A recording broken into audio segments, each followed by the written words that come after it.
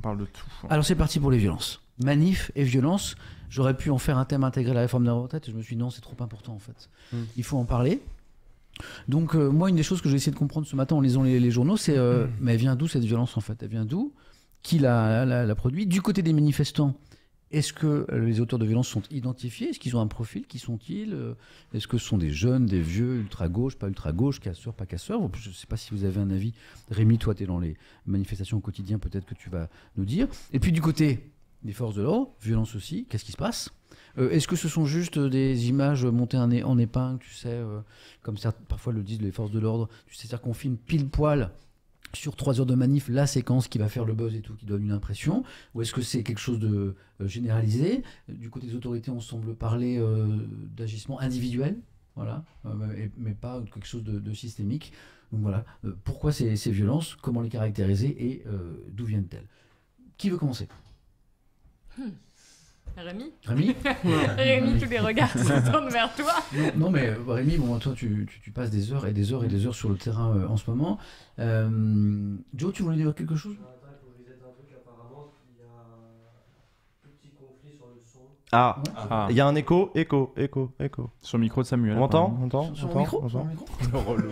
Insupportable. Le relou. Ça, de toute façon, moi, je vais me taire parce que je vais écouter Rémi.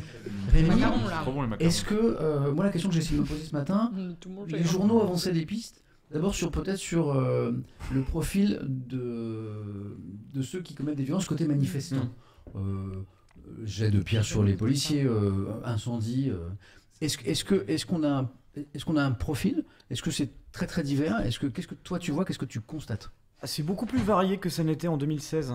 C'est-à-dire qu'en 2016, on avait même un mouvement Black Bloc qui était même très organisé, très préparé et qui était même international. C'est-à-dire qu'il y avait une descente même parfois d'Allemands, d'Italiens, de Belges qui venaient en solidarité. C'est la Coupe du Monde. Voilà, parce qu'en gros, c'était la lutte contre le capitalisme. S'il y a une loi qui va être en lien avec ça, on va venir chez vous et quand nous, on aura besoin de vous, vous viendrez chez nous. Depuis 2018, tout a changé. C'est-à-dire le mouvement des Gilets jaunes, il a un peu fait basculer tout ça parce que les gens qu'on a vus dans la rue à ce moment-là, ils n'avaient pas forcément de lien entre eux. Ce qui fait qu'aussi pour les autorités, c'est beaucoup plus compliqué pour savoir combien il y aura de personnes parce qu'avant, c'était des gens qui étaient peut-être par groupe, qui se connaissaient plus. Là, je peux employer un terme, mais c'est un peu l'expression de McDo, venez comme vous êtes. C'est-à-dire que c'est pas... Il y a une manif, les gens viennent, mais dans le bloc, ce qu'on appelle, il y en a quand même beaucoup moins qui se connaissent entre eux qu'auparavant. Et avec des profils beaucoup plus variés. C'est-à-dire que dedans, il y a des personnes plus âgées, il y a des personnes plus jeunes, il y a des personnes qui étaient présentes dans le mouvement des Gilets jaunes, qui ont continué la lutte et qui considèrent que cette lutte, elle passe aussi par la violence. Voilà, puis c'est, on va dire, comme ça depuis quelques années. Donc c'est sûr, c'est-à-dire que décrire un profil type de Black Bloc, il aurait tel âge, telle idéologie, non, ce serait une erreur. C'était le cas peut-être il y a quelques années, mais ça l'est beaucoup moins maintenant. Voilà. Profil très divers. Très divers, ouais. Plutôt jeune, évidemment, mais plutôt varié quand même. Et d'ailleurs, c'est quelque chose qu'on constate dans les comparutions immédiates. C'est-à-dire qu'une fois que les personnes sont gardées à vue, lorsque des faits suffisamment graves leur sont reprochés, ils sont présentés à un juge en comparution immédiate, c'est-à-dire dès le lendemain matin, et ça va assez vite. Et là, il y a des journalistes, des sociologues, des juristes qui regardent les visages. On connaît du coup les noms, les prénoms de ces personnes, leur profession.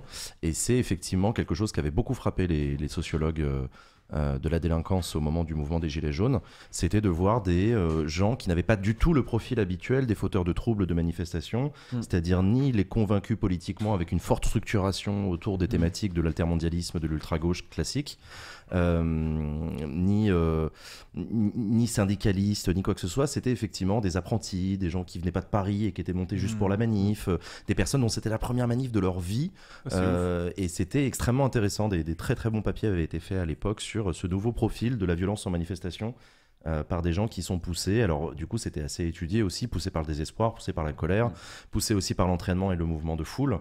beaucoup d'ailleurs de ces L'inexpérience, primo-délinquants, en fait, de l'inexpérience peut-être. aussi, qui disaient en fait, il y en avait d'ailleurs certains qui regrettaient profondément leurs actes en disant au juge, mais je sais pas ce qui m'a pris. Je suis pas quelqu'un de violent et il se trouve que oui, j'ai pris un pavé, un caillou par terre que j'ai lancé sur les forces de l'ordre. Pourquoi je l'ai fait, je saurais pas vous l'expliquer. C'était dans l'instant, c'était dans le moment, j'étais pas tout seul, on était très nombreux, je connais pas les gens qui étaient autour de moi, mais et d'ailleurs voilà, il y en avait certains qui étaient même surpris de leur propre comportement, entraînés par la foule. Et depuis 2018, on constate effectivement cette grande diversité des profils. On est très très loin de l'ultra-gauche organisée, effectivement des Black Blocs, qui elle était issue de la tradition de l'altermondialisme de la fin des années 90, de la contestation du G7 et du G20, qui s'était organisée, il s'était passé plein de trucs aux États-Unis, en Europe, etc. Et on avait effectivement une histoire de la gauche mouvementiste, situationniste, plutôt fin années 90, début années 2000. Avant ça, on a d'autres histoires de l'ultra-gauche autour des groupes autonomes, de la lutte armée, par exemple, dans les années 70-80, les années de plomb, autour de la fraction armée rouge. Donc voilà, il y a des générations. Et là, effectivement, on est dans une nouvelle génération de cette violence, de cette primo-violence de la part de manifestants qui, vraiment, la veille au soir, n'étaient pas vraiment violents. Est-ce qu'il y a ce soir ici Des Black Blocs des gens qui ont lancé des cailloux contre les forces de l'ordre ou qui ont incendié des poubelles et je poursuis ma question, ou alors qui ont manifesté ces derniers jours? Oui, moi j'ai manifesté hier. Hier à Quimper, il y avait une manif du coup dans une zone, dans une des zones à Gourvilly pour ceux qui sont de Quimper peut-être dans le chat. Et c'est une manif qui ensuite s'est scindée en deux parce que la préfecture avait refusé, parce qu'à la base elle devait se faire à côté de la nationale, donc en fait, qui en gros c'est une 4 voies en gros si vous voulez. Et la préfecture avait peur que ça déborde et que en fait la 4 voies soit coupée et que les gens occupent. Du coup ils l'ont décalé la manif, mais au moment la manif s'est coupée en deux. Et en fait, d'elle-même, en dehors des décisions de l'intersyndicale, en fait, des gens sont allés sur la 4 voies. Et en fait, par effet de groupe, il y a, sur les 12 000 personnes qui étaient dans la manif, il y a 2 000 qui se sont retrouvés à bloquer pendant 3 heures. Peut-être que certains y étaient, je sais pas, la 4 voies. Et ça a été assez chaud parce que Quimper, en vrai, il se passe. Là, il y a 12 000 personnes à Quimper, c'était pas mal, ouais, pour le coup. Et surtout, ça a pas mal chauffé avec les forces de l'ordre à un moment donné. Il y a eu un effet d'encerclement à un moment donné de part et d'autre, mais ils étaient que 30. Enfin, à Quimper, c'était pas énorme, hein, les policiers, donc ils ont laissé le truc couler un petit peu. 30, 12 000, Oui. Bah, à 2000, il y avait 2000, mais après, Allez, bon, après, tu sais, après, il y avait pas on beaucoup fait la de gens- tortue, hein. Après, il n'y avait pas beaucoup de gens très téméraires non plus, tu vois. Là, c'était des gens qui étaient là par effet de groupe, qui sont allés, tu vois, pas forcément pour revendiquer quelque chose. Ils ont dit, bon, bah, on coupe la 4 voies et puis on y est, quoi. Est-ce que tu as lancé des cailloux, Rive? Moi, j'ai vu personne, hein. Moi, j'étais en bout de cortège, moi, j'ai rien vu. J'étais, ah, tiens, on est sur la 4 voies, c'est fou, j'y suis jamais allé. Et puis, voilà, quoi, c'était. Vous étiez tous les deux ou pas? Non, moi j'étais. Toi, t'étais déjà rentré sur Paris, J'étais toi. rentré sur Paris. Moi j'ai manifesté. Moi j'étais à la première manifestation à Paris. Première manifestation aussi pour moi à Paris. Et Bienvenue. quand on n'est pas habitué à la foule comme ça, c'est très impressionnant en fait. Et notamment, moi je savais pas du tout où me positionner parce que j'ai pas du tout la culture de la manifestation. Donc j'étais en fait devant. En fait, ils avaient ouvert les deux chemins pour la manifestation. Donc on était juste devant les policiers. Et on a attendu. Le cortège avait beaucoup de retard. On est parti très tard. Et quand ils ont ouvert donc le deuxième chemin, donc là tout s'est libéré, etc. Mais en fait, du coup, quand je m'imagine peut-être quand on parle de NAS par exemple, de foule, déjà qu'il n'y avait pas cette fois-ci de violence à ce moment-là. Mais quand on parle de NAS, des gens qui sont bloqués les uns contre les autres. Enfin, c'est angoissant et on se dit, mais en fait, je veux pas y aller parce que j'ai vécu alors qu'il n'y avait pas de mouvement de foule et que c'était plutôt bien, c'était plutôt bon enfant.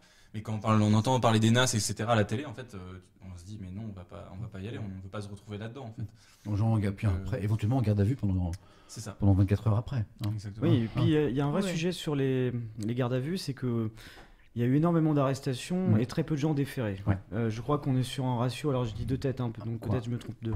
Sur le premier jour à Concorde, il y a 291 personnes qui sont interpellées, il y a 2 déférés et 7 rappels à la loi. Tu peux rappeler ce que c'est un déféré pour les personnes qui nous écoutent Déférés, c'est donc ceux qui vont aller, qui vont être jugés, hein, donc Présenter un juge, voilà, ouais. qui vont être présentés à un juge.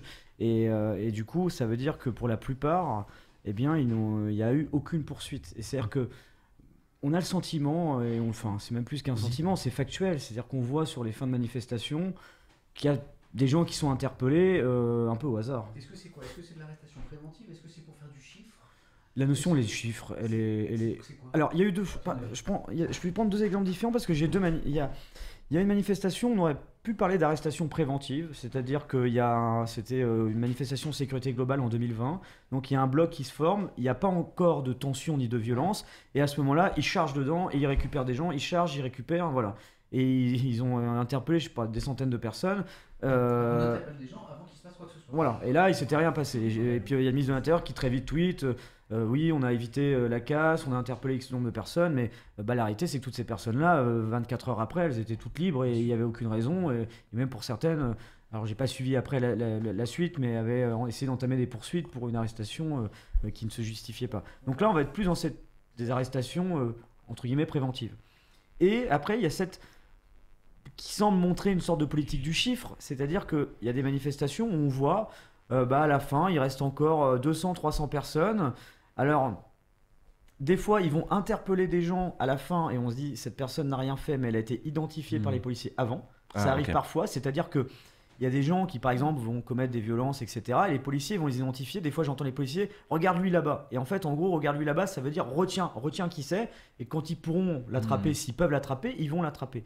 Et ce qui arrive aussi bien souvent, et la plupart du temps, c'est plutôt à la fin, il reste encore des gens qui sont là, et on attrape ceux qui sont là, et on les met en garde à vue. Et puis le lendemain, ils sont libérés, et il n'y a rien. Ce qui fait que le ratio du nombre de personnes interpellées et le nombre de personnes déférées, il est extrêmement différent. Rémi, il y a l'alerte enfant qui se met en place parce qu'il y a mon aîné qui vient, qui est Malo. Le vendredi, c'est soirée jeux vidéo. Il a le droit. C'est pour ça le pyjama Super Mario. Ouais. Waouh. T'as joué à quoi, Malo, ce soir? Pokémon Garnet. Yosemite. Non. Yosemite. C'est lequel? Ah oui, Unity, d'accord. Stylé. Et pas de Twitch, pas de stream? Non, c'est jeux vidéo. Parce qu'en fait, c'est l'un ou l'autre. C'est l'un ou l'autre. Parce qu'il regarde des streams aussi. Il regarde des streams d'ouverture de cartes Pokémon. Ah, d'accord. Bon, pas encore. Ne regarde pas encore les 49.3. Et tu vois, Rémi, cette scène alerte, en fait, c'est une scène d'animation qu'on met quand les enfants arrivent pour qu'ils soient dans le champ de la caméra, quoi. Juste une petite pause sur. Juste pour que je sache, c'est juste que je sais pas pourquoi, ma première tranche de ma console qui est morte, qui a cramé. Ok, d'accord. Donc, soyez rassurés dans le chat. Effectivement, on a eu des problèmes de micro. Vous étiez très nombreux à me le signaler. Donc, Joe a perdu, a eu une tranche de sa table de mixage. La nouvelle ou l'ancienne? Mon ancienne, du coup. Ouf, tout va bien. Ouf, je suis rassuré, c'est pas la nouvelle, c'est la tienne, c'est cool. J'ai eu peur. Qui est morte. De toute façon, on disait rien d'intéressant. Voilà. Donc Rémi, désolé de t'avoir interrompu, excuse-moi. Non, pas de soucis, de toute façon j'avais presque... Non, l'idée c'était juste de se dire qu'à la fin des manifestations, il y a aussi des personnes qui sont interpellées. Et là on a plus le sentiment que, il y a eu des violences pendant quelques heures et il faut que le lendemain on puisse dire, c'est ça. Dans la narration, il y a eu X interpellations. Donc on est quand même sur une notion qui est la politique du chiffre, quoi. Qui a, oui, régulièrement, oui, parce que, enfin, je veux dire, c'est factuel, hein, quand on voit à la fin, je veux dire, s'il y avait 300 interpellés et qu'un an plus tard, il y avait 290 condamnés, on pourrait se dire, bon, voilà, là, il y a quelque chose. Là, en fait, pas du tout. C'est-à-dire que là, on est sur un ratio qui est même pas de 1%. Je veux dire, 2 déférés pour 291. C'est fou. Mais j'ai l'impression qu'il y a une espèce de fatigue aussi du côté des forces de l'ordre. Il faut rappeler que le mouvement va durer depuis bientôt 3 mois. Là. Ça, c'est depuis début janvier, en tout cas, que ça a commencé à éclater. Qu'il y a des manifestations qu'ils encadrent, qui étaient certes pacifistes, mais ils sont quand même épuisés. Puis tu le dis souvent, c'est les mêmes qui reviennent et qui sont là tout le temps dans des manifestations qui là grossissent. La défiance grossit, la colère grandit. Et on le sent quand on est dans la rue. Moi, je vais rarement en tête de cortège là où t'es, c'est-à-dire là où il y a les violences, justement, parce que j'ai pas envie de prendre un BD dans la tête, mais j'ai vraiment l'impression qu'il y a une crispation, quoi, dans les manifestations. Les forces de l'ordre sont sont les premières à faire tampon face à cette colère-là, et j'ai l'impression qu'il y a une espèce de durcissement, quoi, du maintien de l'ordre là depuis une semaine, où les images qu'on a vues circuler, moi, elles m'ont rappelé clairement celles des Gilets jaunes, où il y avait des débordements complets du côté des forces de l'ordre, où ils arrivent et ils tapent au hasard, où c'est pas un dérapage, quoi, c'est de très nombreux dérapages. En tout cas, j'ai vu plein d'images circuler à ce sujet. Mais moi, j'ai pas vu ces violences, encore une fois, j'y étais pas, donc je sais pas si toi, t'as eu cette impression-là, Rémi. Tu confirmes ça, c'est-à-dire que depuis quelques jours, il y a un durcissement ou un dérapage du côté des forces de l'ordre? Sur les manifestations nocturnes, c'est clair que oui. C'est-à-dire que on a vu un changement avec le changement de préfet de police à Paris. Il y avait Didier Lallemand, où les discours guerriers que pouvait avoir Didier Lallemand étaient répercutés sur le terrain. Avec Laurent Nunez, il y a eu une sorte de proportionnalité qui a un peu évolué, de mettre les forces de l'ordre plus en retrait, à intervenir dès lors qu'il y a une dégradation d'un commerce ou autre. Et là, sur ces manifestations de ces derniers jours, il y a le sentiment de vouloir parfois faire peur aux gens, de vouloir faire en sorte qu'il y ait des scènes où les charges vont être violentes pour que les gens quittent Et comme les gens ne quittent pas, et bah, du coup, la gradation de la violence va monter, les charges vont être plus violentes. Et c'est pour ça que c'est souvent les fins de manifestation qui sont parfois les plus tendues, entre 23h et minuit 30. Sur ces derniers jours, c'était les moments qui étaient les plus chauds. Parce que, et c'est ça qui m'a pas mal impressionné, c'est que souvent, quand il y a des manifestations non autorisées, les gens viennent, il y a une manif, les policiers les dispersent, les gens rentrent chez eux. Bah là, non. C'est les policiers les dispersent, et 30 minutes plus tard, vous revenez, et il y a plusieurs centaines de personnes qui se retrouvent au même endroit à nouveau. Et ça se répète, et ça se répète. Et pourquoi ça se passe comme ça ? Parce qu'il y a, tu penses qu'il y a beaucoup de colère ? Il y a beaucoup de colère, oui. C'est-à-dire que là, moi, les témoignages que j'ai eu des gens qui me rappelaient un peu le mouvement des Gilets jaunes. C'est-à-dire la colère en disant, mais nous, on a rien à perdre. Ils disaient, moi, j'en ai rien à foutre d'être là jusqu'à minuit, 1h, 2h. Ils peuvent me gazer, me matraquer. Bah, je reviendrai. Et il y a cette idée, justement, aussi d'user les policiers en disant, on va les avoir à l'usure. Et c'est vrai que la fatigue, moi, j'ai vu une fatigue énorme sur le visage de certains policiers hier que je n'avais pas vu depuis très longtemps, depuis le mouvement des Gilets jaunes, parce qu'il y en a certains, ils sont là depuis, ils ont fait les 8 soirs consécutifs. Et hier, ça a commencé tôt, les premières tensions, elles ont commencé aux alentours de 15h30, les dernières, c'était aux alentours de 23h30 minuit. Et les commissaires, les policiers qui étaient sur le terrain avaient commencé à 10-11h. J'ai échangé avec certains d'entre eux à la fin, ils m'ont dit, mais là, il est 1h du matin, moi j'ai commencé à 10h. Et certains sont vraiment dans un état d'épuisement, de fatigue, qui est dangereux aussi. Hein. Bah, c'est le mot que j'allais prononcer parce que dans la presse ce matin est évoquée l'une des craintes de tout le monde d'ailleurs, des syndicats, du gouvernement, des policiers aussi, à un moment qu'il y a un mort. Et on se rappelle l'histoire de Malik Oussekine, on l'a ce matin, on a rappelé l'histoire aux plus jeunes qui nous regardaient. La fatigue des forces de l'ordre, elle peut peut-être aussi mener à ça, quoi. Ah bah elle peut mener à ça totalement, je veux dire... dans le monde ce qu'on appelle, le mot est affreux, mais un dérapage, quoi. Oui, des violences policières être commises par des sachant policiers. Que ça risque pas de... Parce que la fatigue, ils vont être hyper sollicités dans les mois, années à venir, puisque là va y avoir la Coupe du Monde de rugby où ils vont tous être mobilisés. Il y a les Jeux Olympiques où il y a déjà toutes les permissions et vacances ont été sucrées et du coup il faudra être là pour la cérémonie d'ouverture, etc. machin. Donc il y en a qui vont encore enchaîner jusqu'à les européennes, mais je pense qu'il faut souligner, certes il y a une fatigue du côté des forces de l'ordre, mais il y a aussi une fatigue du côté des manifestants. C'est-à-dire que là, ce que je ressens, et là pour le coup dans les parties de les manifestations où moi je vais, c'est-à-dire que les gens ont manifesté pacifiquement depuis plus de 2 mois, en respectant toutes les règles. Il y en a qui font grève depuis des semaines, des mois, ça leur coûte cher. C'est une espèce d'usure psychologique aussi de l'opposition qui est en train de sérieusement s'échauffer. On parlait tout à l'heure du profil des potentiels casseurs ou des personnes potentiellement violentes. Je pense qu'il va y avoir des personnes qui n'étaient pas violentes et qui ont aussi manifesté depuis un moment, qui au bout d'un moment finissent par se dire, bon bah, on a tout fait dans les règles, on n'a pas été écouté, voire on a été méprisé. C'est le sentiment qu'ont pu avoir certains en regardant l'intervention du président de la République. Bon bah, passons à la violence. Et ça, plus des forces de l'ordre qui sont épuisées, effectivement, on a pour moi tous les éléments d'un cocktail qui est explosif. Sur ce point, Salomé, elle a raison. Les manifestations pré-49.3, elles sont massives, elles sont ordonnées, elles sont quasiment sans violence. Et elles sont inutiles. Mais elles n'ont rien donné. Et c'est ça tout le problème en fait. Et c'est d'ailleurs la sonnette d'alarme avait été tirée par certains députés et par les syndicats eux-mêmes qui disaient, ils rappelaient par exemple le mouvement des Gilets jaunes qui se déclenche à la fin de l'année 2018. Un mois après le déclenchement du Gilet jaune, le président de la République annonce un paquet de plus de 10 milliards d'euros d'accélération de tout un programme social, pour faire simple, avec une augmentation de pouvoir d'achat, etc. Bon, ça n'a pas empêché le mouvement des Gilets jaunes de continuer, mais le caractère désorganisé, en fait, ça a été annoncé par Emmanuel Macron après l'épisode de l'Arc de Triomphe. Du coup, là, on arrive à un moment où effectivement, on a des manifestations massives dans Paris, bien plus nombreuses et plus ordonnées et plus traditionnelles aussi que les Gilets jaunes, mais qui n'obtiennent rien, où le gouvernement passe en force avec un 49.3. Et c'est là où on pose la question de dire, mais du coup, quel message est-ce que ça envoie aux gens, ça ? De dire que quand les Gilets jaunes, alors pas les Gilets jaunes, mais quand des Gilets jaunes saccagent l'Arc de Triomphe, ça envoie un symbole qui fait bouger le gouvernement. Quand des millions de gens manifestent... Qui retire la mesure, quoi. Enfin, c'est quand même ça voilà, qui est ça. demandé. Quand des millions de gens manifestent, les gens n'ont rien et ils n'ont même pas le sentiment d'avoir été entendus. Et ça aussi, c'est un problème. Il y avait des phrases qui avaient été prononcées par le passé à destination des manifestants, par des Jacques Chirac, par des Dominique de Villepin, qui disaient « je vous entends, je vous comprends, néanmoins... » Enfin voilà, mais il y avait quand même le sentiment d'être compris, d'être entendu. Là, on a eu l'impression, en tout cas, c'est une impression qui a pu être perçue par les manifestants, et je le comprends tout à fait, d'un gouvernement qui n'entend pas, qui ne veut pas entendre et qui veut continuer à avancer à marche forcée, pour reprendre les termes du président lui-même. Donc ça pose la question de la violence. Qu'est-ce qu'il faut pour que ça que ça bouge ? En fait, c'est ça, moi, tu vois, là, de mon regard un peu lointain, tu vois, forcément, je me dis mais qu'est-ce qu'il faut pour que ça change, ou pour qu'il y ait une réaction, pour qu'il y ait, à part des petites phrases assassines qui font mal, tu vois, quand même, quand t'as ton président qui parle de foule qui n'est pas légitime, etc. Tu te dis, waouh, c'est. T'imagines des gens. Une question de perception, il y a une différence, c'est une question de perception. Des gens qui sont là depuis 3 mois dans la rue, tu sais, qui ils se disent, bah moi, mes salaires, bah je prends cher, c'est déjà difficile, mais en plus de ça, bah je vais dans la rue. J'ai pas de journée de salaire et tout. Non, on a effectivement connu des gouvernements par le passé. Qu'est-ce que c'est qu'une sortie de crise de ce type de crise? Alors ça peut aller jusqu'au retrait, suspension, mise en pause, appelez ça comme vous voulez, de la mesure. On avait connu ça avec le CPE.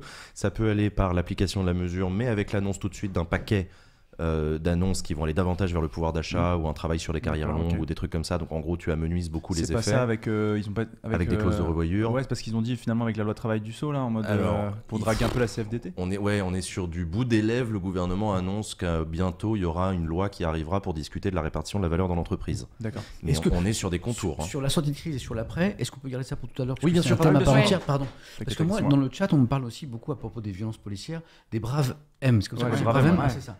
Qui sont donc ces équipages, Rémi, je parle sous ton contrôle, équipage de 2 policiers qui sont à moto, c'est ça? L'un conduit, l'autre est derrière. Intervient. C'est-à-dire qu'il y en a un qui va conduire et l'autre qui va partir sur l'intervention. Voilà.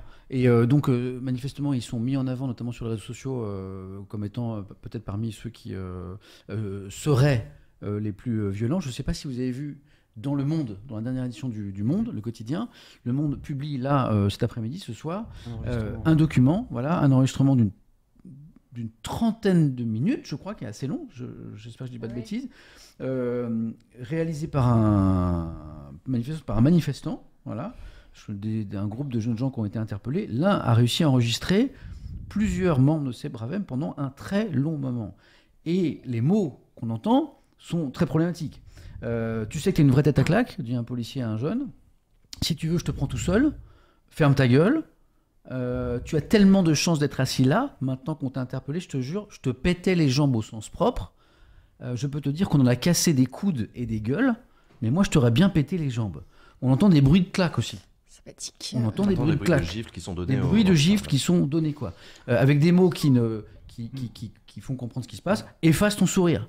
Du coup, il n'y a pas d'enregistrement, c'est juste des retranscriptions. Il y a un enregistrement audio. Alors en fait, Le Monde a l'enregistrement audio, mais ne l'a pas publié. L'audio a été publié. Ça y est, ils l'ont publié. Je l'ai vu sur Loopsider Combini. D'accord, donc on peut l'entendre. Et on l'entend, tu la fermes ou tu veux la deuxième. Donc on comprend très bien ce qui se passe. Rémi, toi, tu les as vus à l'œuvre, c'est Bravem ou quoi? Il y a un souci ou quoi? Je veux dire que globalement, je ne suis pas surpris. Je veux dire, des propos de ce type, on en entend très souvent. C'est régulier dans mais c'est souvent un mot, 2 mots. Et c'est-à-dire que de capter cette séquence-là, nous en tant que journalistes, on n'aurait pas pu le faire parce que quand des personnes sont fouillées, on a tendance à vouloir nous mettre 30 mètres plus loin. Donc l'image, on peut la voir, mais le sonore, on ne l'entendra pas. Et c'est dans ces moments-là où justement ces paroles-là peuvent être plus longues et les échanges beaucoup plus vifs et insultants. Parce que il y a personne. Mais ce qui est intéressant, c'est que t'es pas surpris en fait de. Non, parce que je comprends pas moi la mission initiale en fait de ces Bravem, parce que je crois que c'est Didier Lallemand qui les a remis en place, mais je crois qu'ils avaient justement ça avait déjà existé avant, je crois, par le passé. C'était les voltigeurs. Les voltigeurs. Il y avait déjà un passé assez Malik Oussekine, sordide, on va dire. Ce sont des voltigeurs. Et c'est d'ailleurs parce que Malik Oussekine qu'on a dissous les voltigeurs. Les voltigeurs. La Bravem, en gros, elle a été remise. En fait, elle avait été dissoute, mais c'est au cœur du mouvement des Gilets jaunes. Il faut vous souvenir, je ne sais pas si vous vous souvenez, du 16 mars 2019, il y avait la manifestation sur les Champs-Élysées où il y avait eu l'histoire du Fouquet's, qui avait fait tomber le préfet de l'époque, qui était Monsieur Delpuech, et qui avait été remplacé par Didier Lallemand. Et Didier Lallemand, l'une de ses premières mesures, c'était de rétablir ces brigades motorisées en disant, ces motards, ils vont pouvoir aller au contact des manifestants, couper les manifestations non autorisées, aller plus vite d'un point à un point B, d'avoir beaucoup plus de mobilité. Cibler les casseurs. Exactement. Donc ça a été le discours de l'époque. Et il y a eu plusieurs choses déjà flagrantes, c'est-à-dire que quand ils sont arrivés, au-delà de la violence, c'est qu'ils n'étaient pas du tout formés. Ils n'étaient pas du tout formés au maintien de l'ordre. On était au ridicule parfois. Enfin, il faut le dire franchement. Ils se mettaient même en danger eux-mêmes. C'est-à-dire que des fois, ils chargeaient au milieu d'une foule qui allait se rendre, qui allait les encercler. Ils avaient toutes les difficultés pour s'en sortir. Alors que il y a une règle élémentaire dans ce qu'on appelle soit les bonds offensifs ou les charges. C'est ce que disent les policiers quand ils vont vers la foule. Il y a tout un une stratégie, c'est-à-dire on y va sans se mettre en danger. Est-ce que la charge elle est proportionnelle au danger et on se fait pas. Et des fois, ils avaient chargé au milieu d'un parc, ils étaient tout seuls, les autres n'avaient pas suivi derrière, ils leur hurlaient dessus, ils reculaient, mais en même temps c'était un parc où en reculant il y avait des trous partout, donc il y en a qui tombaient. Puis du coup il y avait une pluie parce que du coup les gens qui étaient en face, qui avaient une hostilité vers les policiers, ils se disaient que c'était peut-être leur moment, donc eux subissaient une pluie de projectiles. Mais en soi, oui, il y avait un vrai problème de formation sur cette unité-là, puis un problème de formation aussi qui est global, parce qu'il y a énormément d'unités de police qui sont parfois, alors peut-être moins en ce moment, mais qui sont amenées à être dans des manifestations et qui ne sont pas formées. C'est-à-dire que quand vous avez la BAC de nuit, comme c'est arrivé sur ces si c'est arrivé sur ces manifestations nocturnes, je pense que vous voyez l'image de Clément Lano, où on voit un policier, quelqu'un chuter, qui est entraîné vers le sol par un policier, et un autre derrière qui arrive et qui donne un gros coup de pied. Ouais. C'est la BAC de nuit. Ouais. Et la BAC de nuit, en soi, n'a rien à faire dans une manifestation. Ils ne sont pas du tout formés à ça. Et c'est là, par exemple, justement par rapport aux droits de la presse, les CRS, les gendarmes mobiles, etc., les connaissent, même si c'est pas toujours, on a pu le voir, bien appliqué. Pas dans le détail. Quand c'est la BAC, là, on est dans un ratio qui est inversement, c'est-à-dire ceux qui vont permettre à ce que les droits de la presse soient appliqués sont minoritaires par rapport aux autres. Des fois, vous dites la presse, j'en ai croisé un il y a quelques jours, je lui dis la presse, mais il m'a dit, mais moi je m'en bats les couilles de la presse. Il fait, je m'en bats les couilles, casse-toi. Donc, j'entends ça, et encore, je filmais, je suis en direct. Donc je pense que ça me protège beaucoup. Je suis pas en direct, je pense que ces propos-là, pour ça que je suis pas surpris, mais bon voilà, c'était enregistré et ça permet quand même de montrer une réalité. Il y a une scène que vous avez peut-être vue sur les réseaux sociaux aussi tout à l'heure, où on voyait un gendarme engueuler des policiers qui sont peut-être des bravèmes, qui viennent de tirer à vue des gaz lacrymogènes aux manifestants, il n'y avait pas besoin. Et le gendarme arrive, mais qu'est-ce que... Il arrive, tu l'as vu Rémi ou pas? Qu'est-ce que vous faites? Qu'est-ce que vous êtes en train de faire? Ah mais ça c'est 20 fois par manif ça. Ah ouais. Il paraît que c'est une vidéo qui date de 2020. C'est ce que j'en ai entendu parler de cette vidéo. Effectivement, ça date de 2020. Mais bon. Mais je l'ai entendu la même hier. J'ai entendu la même hier. Il y avait même un moment donné où en fait il y avait deux unités de police qui étaient à l'opposé et l'autre a jeté du gaz lacrymogène qui est arrivé sur l'autre. Et du coup c'est les policiers qui ont été sur le gaz. Qui ont été gazés. Et ils disaient c'est l'autre, c'est en face, il nous a envoyé le truc. Et du coup, les manifestants étaient là tranquilles. Ils se sont chargés et tout. Trop bizarre. Les barbes sont arrivés au milieu, les ont séparés. Trop chelou. Et à côté, t'avais les policiers qui étaient en train de suffoquer dans le gaz, qui étaient là en train de dire mais c'est les autres en face qui nous ont tiré dessus. Et le fait c'est peut-être aussi la fatigue que tu évoquais. Mais la fatigue fait qu'il y a de plus en plus, en tout cas sur ces derniers jours, il y a de plus en plus de manquements. Il y a même des fois, même sur les techniques qu'ils essayent de faire en fin de manifestation, ils essayent de resserrer la nasse pour que les gens ne partent pas en manifestation. Des fois, il y a un gros trou dans une rue. Le premier soir à Concorde, là, quand ça part en manif dans les rues où tout est cramé, c'est une erreur du dispositif qui a laissé une rue qui était ouverte. C'est-à-dire qu'en fait, ils referment toute la place pour essayer que tout le monde soit encerclé et de reprendre le contrôle. Et en fait, il reste une rue. Il y a une rue, tout le monde s'engouffre dedans, et puis là, vous êtes parti pour 2 heures. Et là, des fois, il y a des gros trous dans la raquette dans le dispositif où parce que c'est mal préparé, mal positionné, et les manifestants arrivent à reprendre le dessus. Pareil à Bastille, il y a 2 jours quand ça repart sur Rivoli, en fait toute la place est verrouillée. Il n'y a plus que Rivoli. Rivoli c'est ouvert, du coup les gens ils y vont. Mais tout ça est extrêmement inquiétant parce qu'à un moment on a rigolé de voir un peu un côté pied de nickelé chez certains policiers. Ce qui est très inquiétant, c'est effectivement le risque de graves dérapages, de graves bavures, qui est redouté par tout le monde, notamment par le gouvernement, parce que à l'époque, on a parlé de Malik Oussekine, mais on n'a pas parlé du contexte, c'était la loi de Vaquet. La loi de Vaquet, sur l'enseignement supérieur. Ouais. La mort de Malik Oussekine, elle provoque le retrait. Et la démission du ministre. Et la démission du ministre. Et c'est pour ça que le gouvernement doit sans doute flipper, sa race, passez-moi l'expression en ce moment, parce que si ça arrive, il y aura une émotion telle, effectivement, que... Mais juste, on parle d'un dérapage, qui serait pas un dérapage, qui serait un meurtre, si quelqu'un mourait, qui serait évidemment le scénario le plus dramatique, mais c'est fou, je trouve, la manière avec laquelle on s'est habitué à parler de violence policière et de tous ces dérapages qui créent beaucoup de blessures. Enfin là, on a un nombre incalculable d'images qui circulent de jeunes, notamment de jeunes d'ailleurs, qui sont brutalisés, qui sont blessés, qui ont le crâne ouvert, qui ont les jambes cassées, il y a tout type de blessures. On a vu pendant le mouvement des Gilets jaunes, c'était des mutilations. Et ça fait que, par exemple, moi, j'ai peur d'aller manifester. Et que j'y pense 2 fois. Et je pense que je suis pas la seule. Et il y a beaucoup de gens qui ont cette peur-là. Et pourtant, même en tant que journaliste, le mouvement des Gilets jaunes, ça a été mon premier mouvement où j'ai découvert aussi, où j'allais sur le terrain sans me poser de questions. Pourtant, j'avais des protections, mais je me disais, c'est bon, je suis journaliste, j'y vais exactement comme tu fais. Moi, j'ai pas ton courage. On s'était croisés à l'époque, souvent. À l'époque, on se croisait, absolument. Et souvent sur des moments où c'était très tendu. Ouais. Mais c'est vrai qu'à force d'avoir vu ces violences-là, d'avoir fait, en plus moi j'avais fait un reportage sur les vies d'après pour les blessés, donc j'avais vu les conséquences dramatiques que ça avait sur leur vie. Je pense que beaucoup de gens ont vu passer ces témoignages, ça dissuade.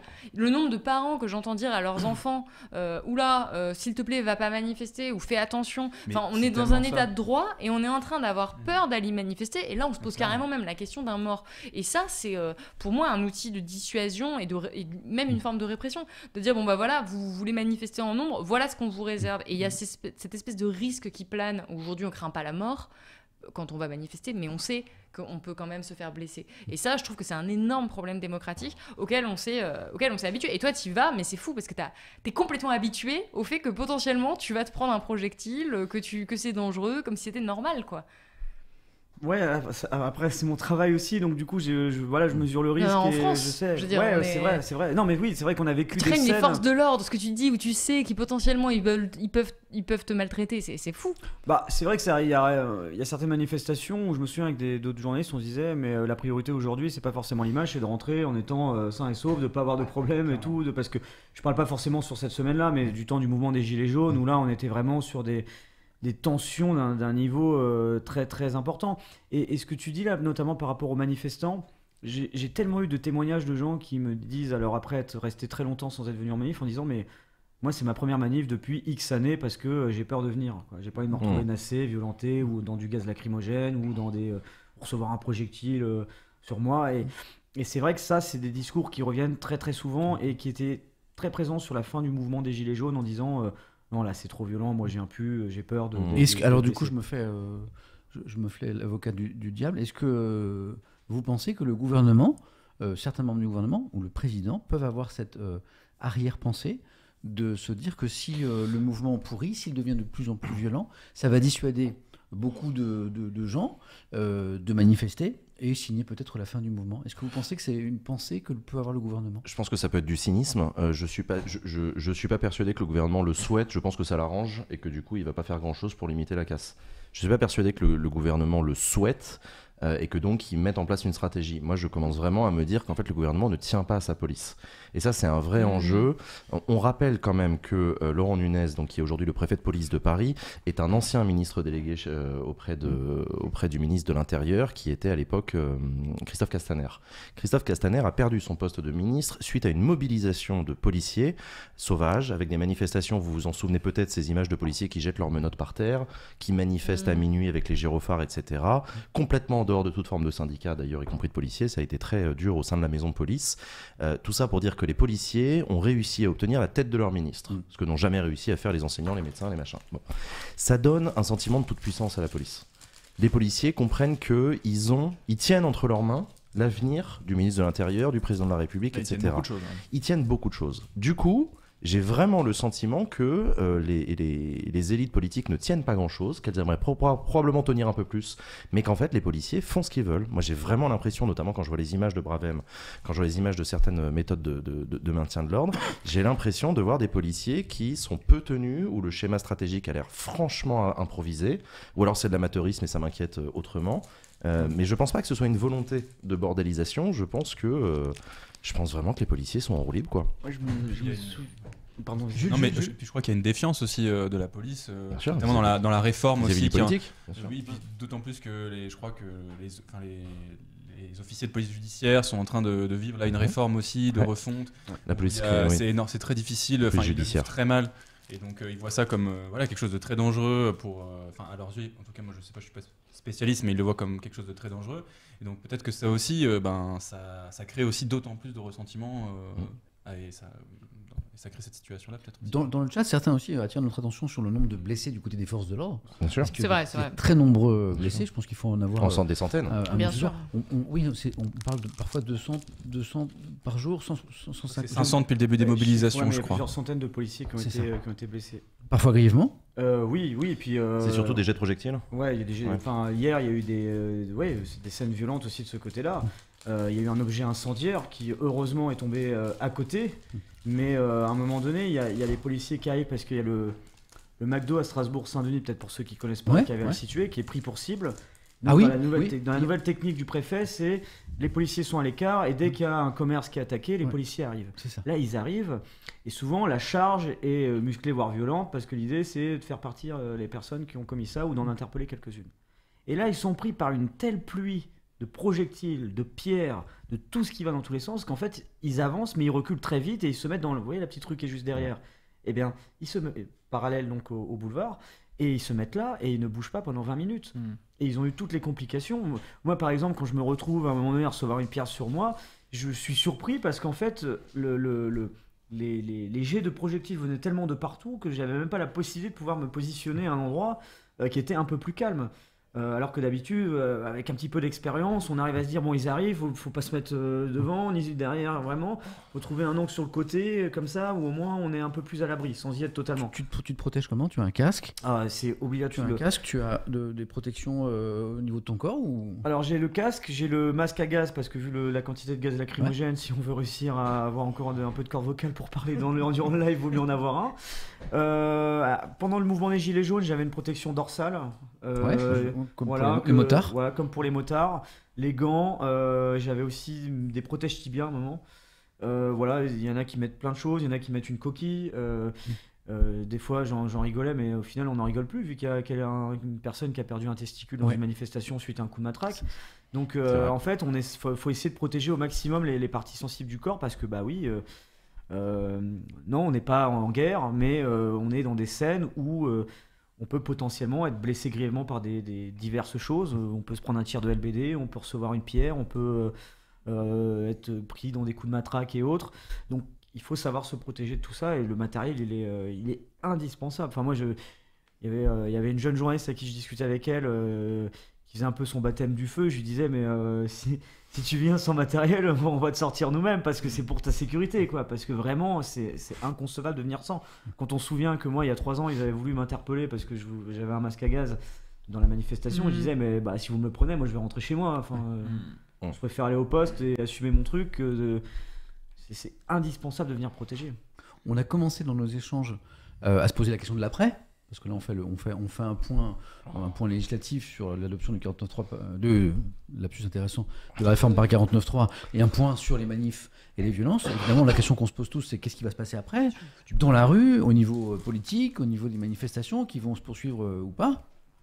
Est-ce que vous voulez qu'on enchaîne et qu'on fasse du coup que je sorte un 49.3 et que je fasse passer le thème retraite quelle issue maintenant, c'est-à-dire que je fasse un acte antidémocratique, que j'aille contre le sondage que j'ai moi-même commandé, ben après tout sous la 5e on a c'est ton émission. Voilà. C'est ça.